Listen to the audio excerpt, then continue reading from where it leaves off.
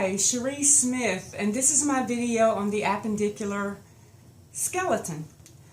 This is the only list that I'm using to help me with the video. This is the list, the checklist that we were sent to do the list to learn our skeleton by, and this is the only list that I'm using. My husband is the cameraman, and he's gonna come in close on the list, and then he's going to scout a room to show that I don't have any other props helping me.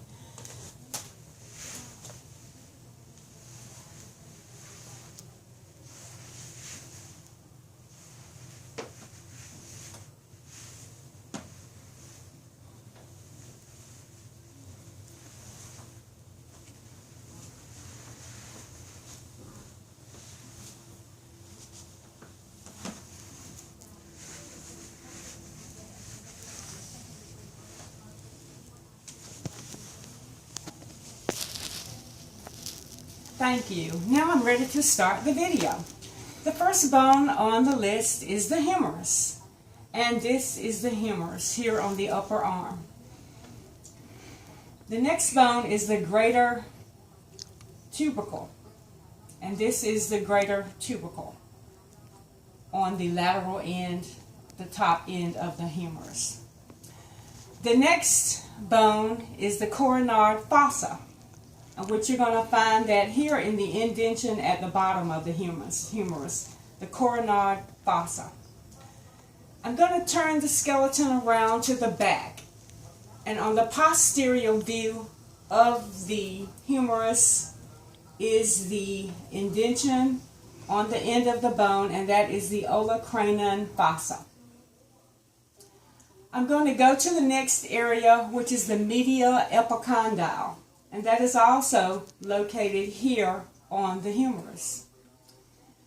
The next bone is the clavicle, and this is the clavicle. Now I'm going to point out the radius. This bone is the radius. That is the radius. This bone is the radial head. That is the radial head. The next bone is the radial tuberosity, and that is this protrusion here at the top on the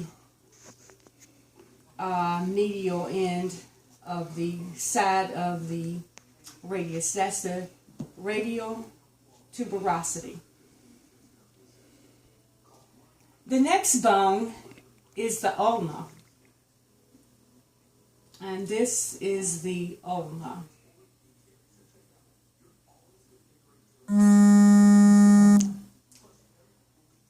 The next bone is the olecranon process, and that is at the top of the ulna. That is this area here. The next bone is the scapula.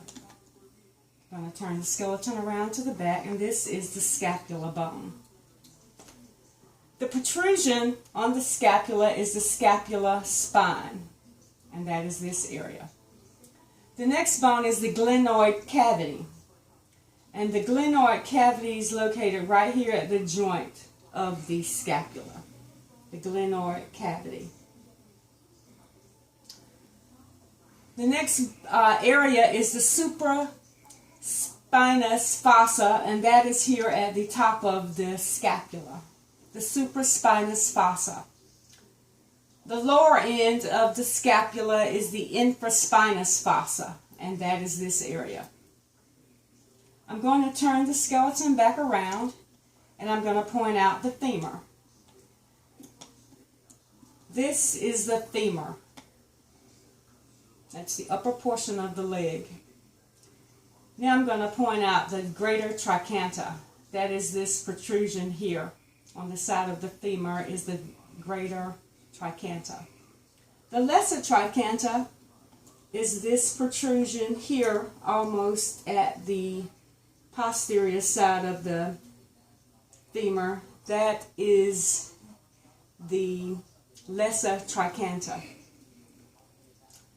The next bone is the patella. And that is the round bone here. That is the patella. And that is the knee.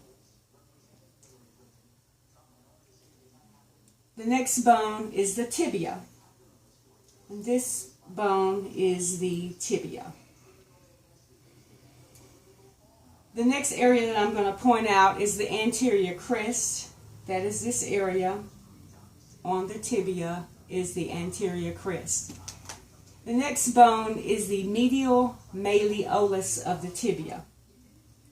And that is this area. The medial malleolus. The next bone is the fibula. And that is this bone. That is the fibula.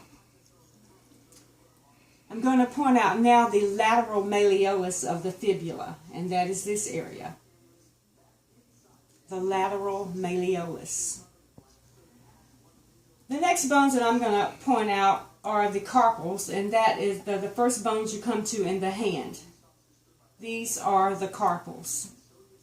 The next set of bones are the metatarsals, which is this area at the end of the carpals, or the metatarsals.